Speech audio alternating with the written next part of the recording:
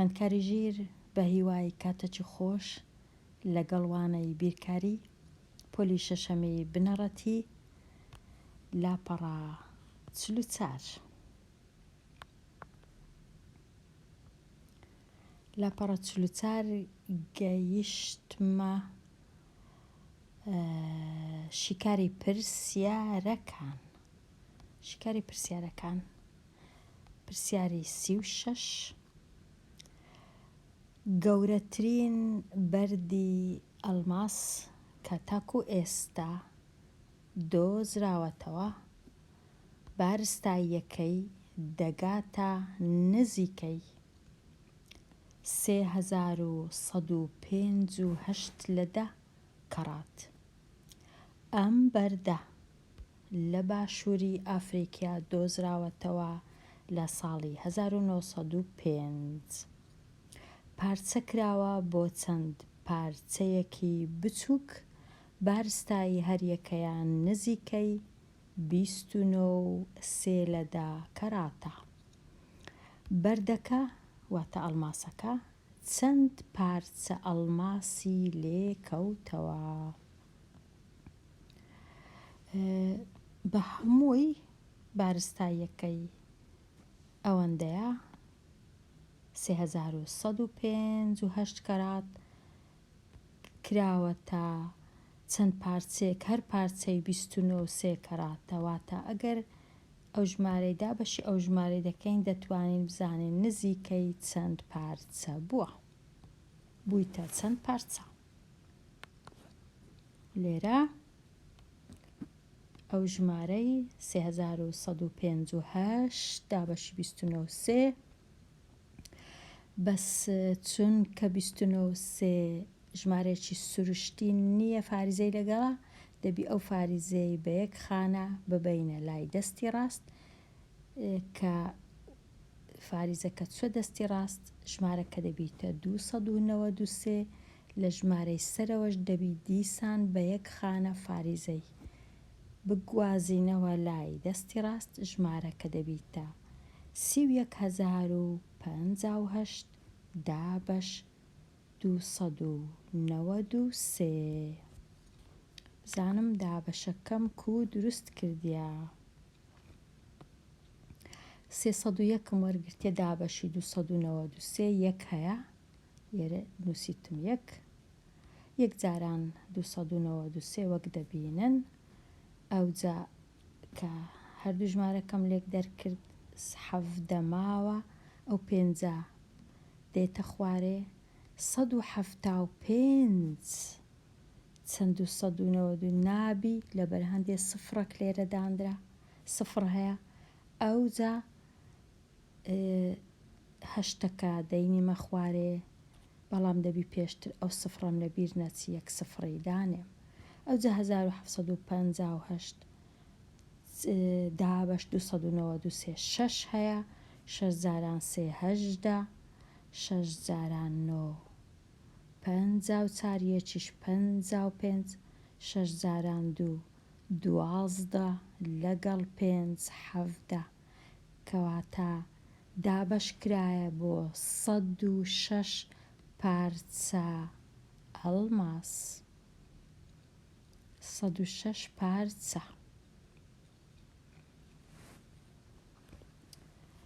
لێرە لەو پرسیارەی خوێندکاری ژیر هەندێک پێدراو هەبوو ژمارە هەبوو کە پێویست بەکار نایە لە ئەژمێرکردن وەکو ئەو ساڵی 1905 ڕەنگە زۆر کەس هەڵەی بکە ساڵەکەی بژمێری وابزانی ئەوە پێدراوە ڕاستە پێدراوە بەڵام لێرە بە کەڵک نایە لە کاتی ژماردنی چەند پارچە بەرد هەیە.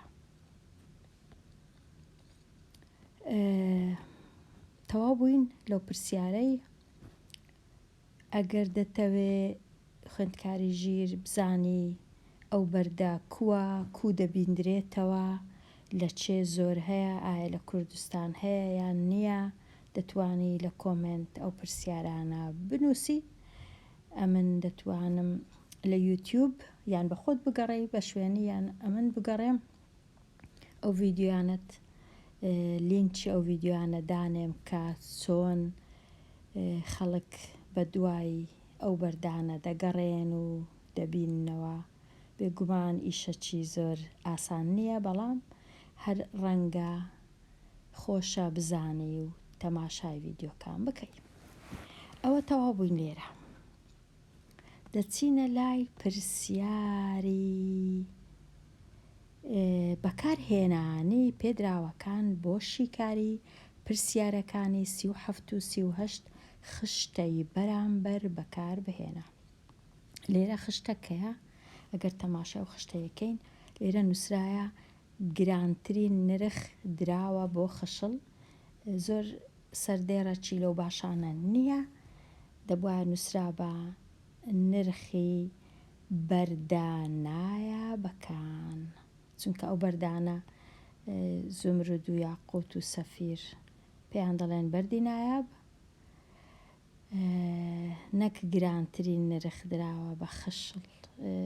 خشلیش دەبی ئەوەی ڕاستیبی خشلە، بەس پاش ئەوەی کە بەردەکە دەکرێتە خەناوکە و ئەنگوستیلا دەبیتە خشل، پێشتر خشل نییە.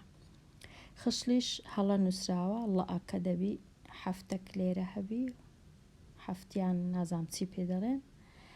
لێرە هەڵە نووسراوە جوور دەبی نووسرابی جۆر، ئۆ لێرە هەبی.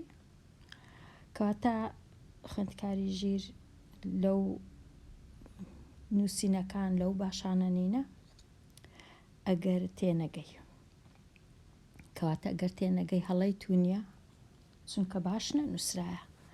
باشە لێرە کە ئێستا تەماشان کرد خوێندکاری ژیر ئەوە زۆر زۆر گرنگە.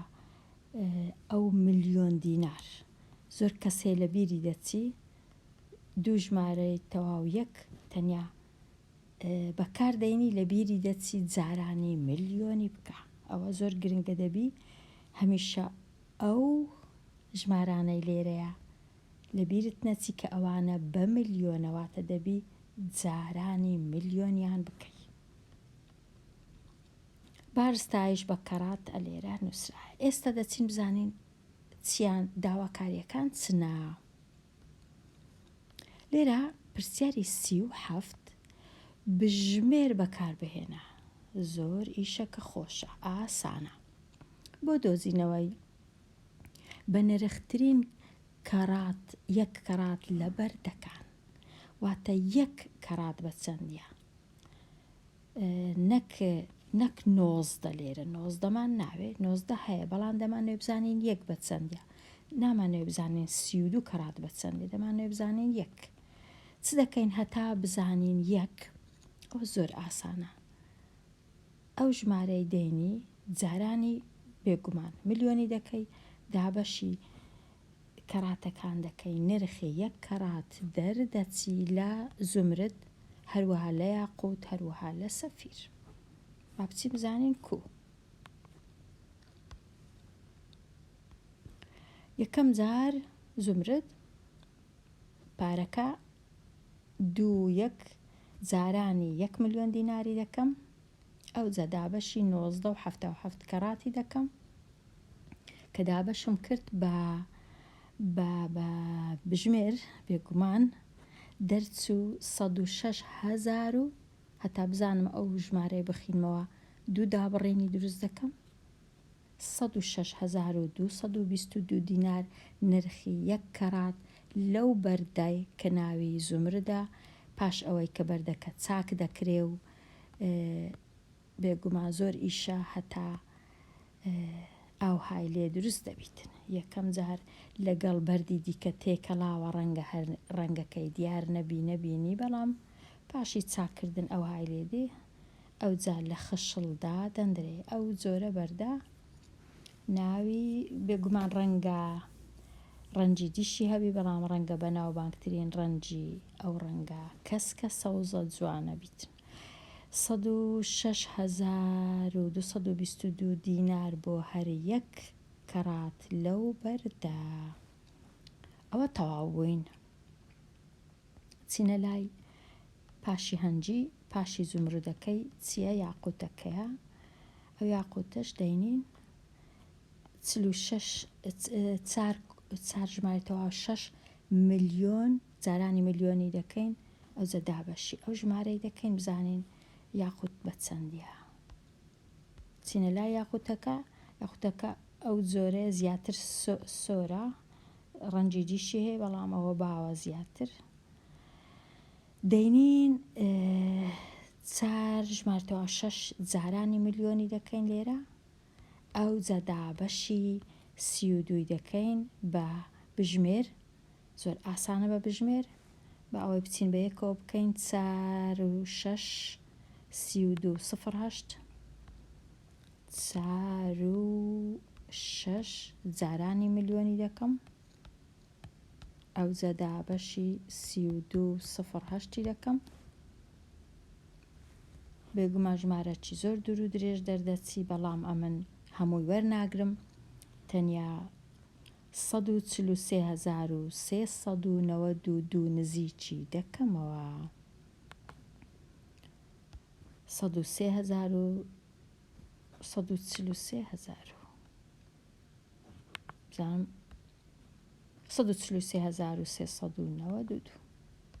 143,392 ئەگەر بیکەمە دوو دابڕین ئەو هایە واتە یاقوت تۆزێک گرانترە لە زمرد ئەوەش گوتمان یاقوت ئەگەر بتەوێ بزانی کووە بچمەوە لای پرسیارەکان بزانم پاشی هەنجی پاشی سەفیر دێ سەفیریش دوو ژمارەی تەواو 8 ببورن دوو ژمارەی تەواو 8 جارانی ملیۆن دیناری دەکەم ئەو جا دابەشی 62 فاریزە 02 کەراتی دەکەم چمە لای ئێرە دیسان سەفیر ئەویش بێگومان زۆر ڕەنگی هەیە بەڵام بەناوبانگترینیان ئەو ڕەنگە شینەیە کە تۆزێک چویتە لای شینەکی زۆر پڕە چویتە لای ڕەشی بەلای ڕەشی دەڕوانی ئەویش کە دابەش دەکەم خوێندکاری ژیر پارەکە دەرچوو وەکو دەبین لێرە 45,147 دینار لۆهەر 1 کەرات لە بەردی نایابی سەفیر ئێستا تەواو بووم لەو پرسیاری 37 ئەوجە بژمێر بەکە بۆ دۆزینە بە نرخترین ئەگەر بزانی بتەوێت کامە بە نرختر بوو هەر سێ ژمارەکان هەر سێکیان ژمارەکان ئەوانەی بەدەستمان هەیە بەراورد دەکەین دەردەچی کە یاقوت لە هەمویان گرانترە لەو دووەکەی دیکە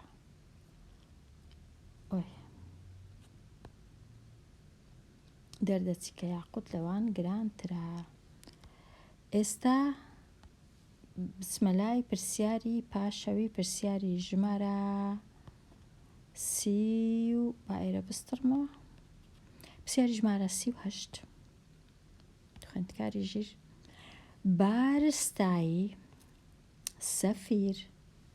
بارستایی سەفیر نزیکەی چەند جار زیاترە لە بارستایی زومرد نازانم مەبەستی بارستایی لێرە چ بوو ئەو بارستایەی دەوێ بارستایی زومرد و بارستایی سەفیر و زومرد چەند زیاترە بارستایی سەفیر نزیکەی چەند جار زیاترە لە بارستایی زومرد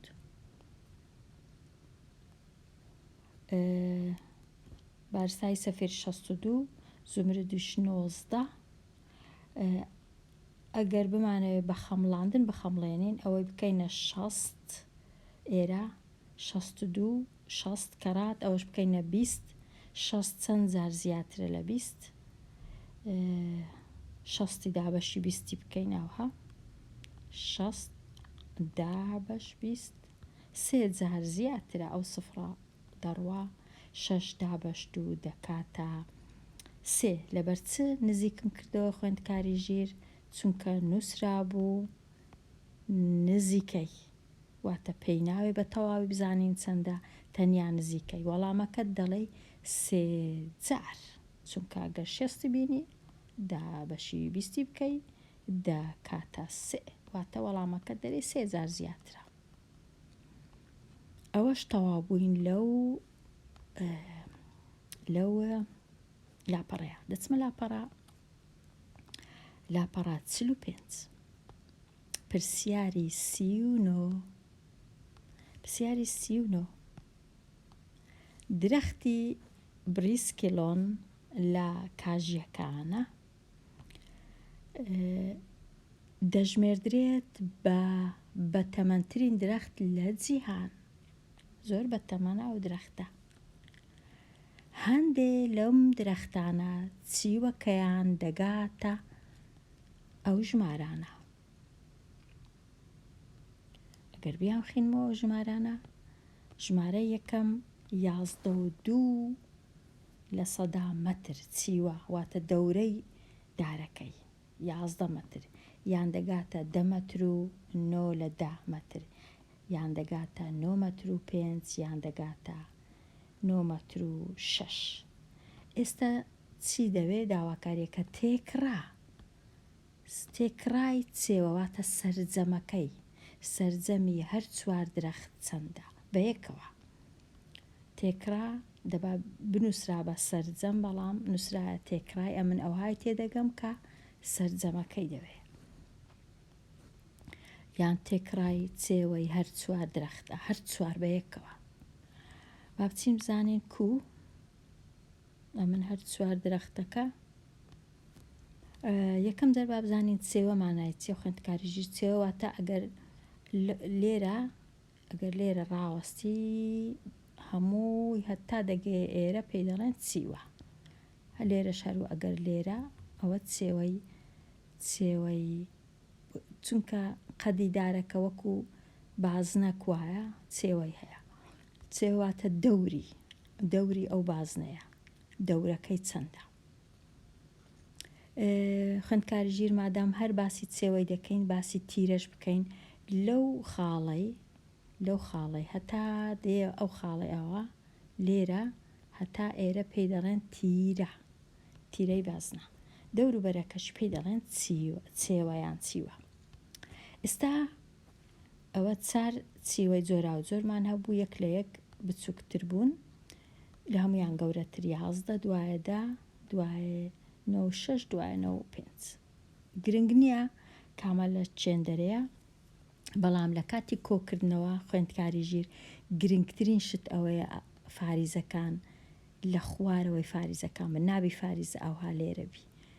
فاریزە خانەکان لە ژێر خانەکان، واتە خانە یەکان لە ژێر خانە یەکان، دەیان لە ژێر دەیان، فاریزەکانش لە ژێر فاریزەکان دەنا ئیشەکە کۆکردنەوەکە هەڵا دەردەچی، ئەوها دەبی لە ژێر یەکدی فاریزەکان دانەی. ئێستا ئەو ژمارانەی لای ڕاستی فاریزە کۆ دەکەیەوە، 2 و 9 دەکاتە 11، ئەگەر 2 و 9 کۆکەیەوە دەکاتە 11، 5 و 6 دەکاتە 11، کەواتە 11 کۆ 11 دەکاتە 22. دووەکەی دەنووسم لێرە، دووەکەی دیکە کۆ دەکەمەوە لەگەڵ 1 و 9 دەکات 10، لەگەڵ 9 دەکات 19، لەگەڵ 2 دەکات 21، یەکەکەی دەنووسم 2 لێرانە 1 و 1 2، لەگەڵ ئەو دووەی مابەوە دەکاتە 4. واتە بە هەر 4 دارەکان چێوەکەیان زۆر گەورەیە. خوێندکاری ژیر 41 مەتر و 2 لە 10 مەتر چێوەی هەر 4 دارەکە، واتە دەوروبەری دارەکان. 11 مەتر دەوروبەری دارەکەی بی زۆر زۆر گەورەیە. ئەوە تەواو بووین لەو ڕاهێنانەش. بێمە لای پرسیاری ژمارە 40. کارگەیەکی شیرینی کوورەکەی 13.7 کیلۆگرام گازی بەکارهێناوە. ڕۆژێک لە ڕۆژان یان بزانە بە چەند ڕۆژێک 13 کیلۆگرام گازیان بەکارهێنایە. ئەو گازە لە ماوەی چەند کاتێک لە ماوەی چەند کاژێرەك کە سەرجەمیان دەگاتە 255 کاژێر، واتە 20 نووسرا کاتژمێر، بەڵام هەست دەکەم کاتژمێر هەڵەیە، کاتژمێر 20 ڕاستە، بەڵام بۆ ماوەی چەند کاژێر دەبی بڵێن، بۆ ماوەی 20 کاژێر، زیاتریش لە 25 لە 100. ئێستا پرسیارەکە چییە؟ پرسیارەکە ئەوەیە چەند کاژێر ئەم کوورەیە کار دەکا ئەگەر تەنیا 6 کیلۆگرام گاز بەکار بهێنی. لێرە ئەو پرسیارە هەستم کرد ئاسان نەبوو، زۆر ئەگەر هەیە هەڵەی بکەی خوێندکاری ژیر، بەڵام ئەگەر هاتوو هەڵت کرد خەمڵاندنەک بکە هەتا هەڵەکەت ببینیەوە. لێرە خەمڵاندنەکە کووە؟ 13 کیلۆگرام گاز 20 کاژێر بۆ 20 کاژێر کوورەکە گەرم بووە، واتە هەروەکو بڵێ نزیکەی شەو ڕۆژێک. لێرە 6 کیلۆگرام گازت هەیە، واتە نزیکەی نیوەی، واتە چەند بەشی چەند کاژێر دەکا، دەبی نزیکەی نیوەی ئەو 20 بی، واتە وەڵامەکەت دەبی لە دەوروبەری دەیبی، دەوروبەری ژمارە 10. ئەگەر ژمارەشکت بەدەستهێنا ژمارە 3 و 4 و 5 یان 6 یان 15 و 16 و 15 و 16 هەست بکە کە هەڵەیە، دەبی لە دەوروبەری شەشی. لێرە چ دەکەی؟ دەچی بزانی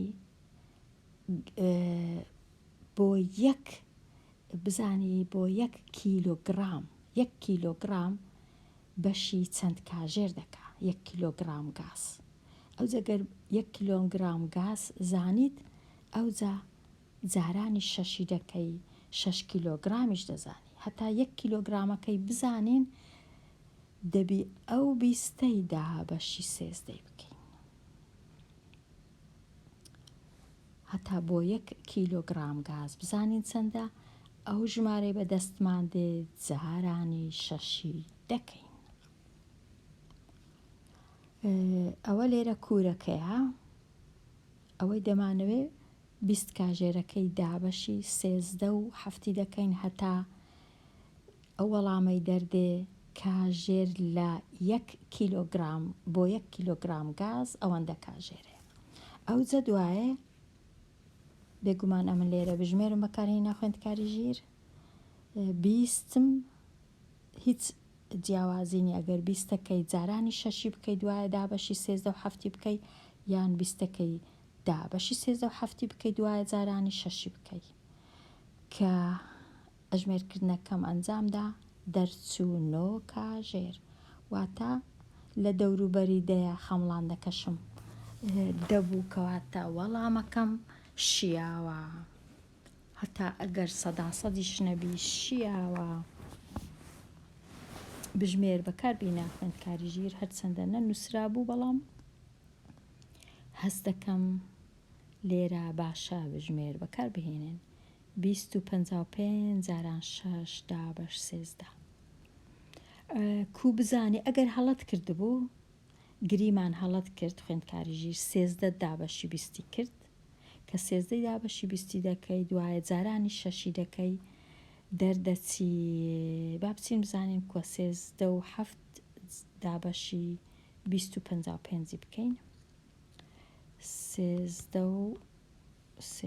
و 7 دابەشی 13 و 7 دابەشی 255 دەکاتە، دوایە جارانی شەشی بکەین دەکات 4. دەزانین هەڵەیە، دەزانین 6 کیلۆگرام گاز تەنیا بەشی 4 کاژێر ناکە، لەبەر هەندێ دەچی دەگۆڕی 255ەکەی دابەشی 13 و 7 دەکەی، ئەو جارانی شەشی دەکەی دەکاتە 9 کاژێر، شیاوە.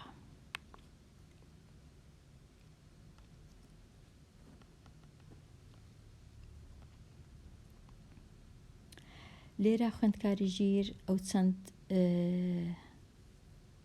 چەند پرسیارانەی ماینە هەڵیان دەگرم بۆ وانەی داهاتوو، هەتا وانەی داهاتوو هەر بژی.